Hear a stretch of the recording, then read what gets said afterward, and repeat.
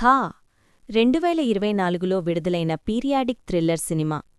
వరలక్ష్మి సమర్పణలో శ్రీచక్రాస్ ఎంటర్టైన్మెంట్స్, ఖా ప్రొడక్షన్స్ బ్యానర్పై చింతగోపాలకృష్ణరెడ్డి నిర్మించిన ఈ సినిమాకు సుజీత్, సందీప్ దర్శకత్వం వహించారు. కిరణ్ అబ్బవరం, నైన్ సారిక, తన్వీలాం ప్రధాన పాత్రల్లో నటించిన ఈ సినిమా టీజర్ను జులై 15న, ట్రైలర్ను సెప్టెంబర్ 25న విడుదల చేసి అక్టోబర్ 31న విడుదలైంది. ఖా సినిమా హక్కులను తెలుగు రాష్ట్రాల్లో సినీ నిర్మాత వంశీ నందిపాటి, మలయాళంలో Dulquer Salmaan production company Wayfarer Films హక్కులు తీసుకున్నారు.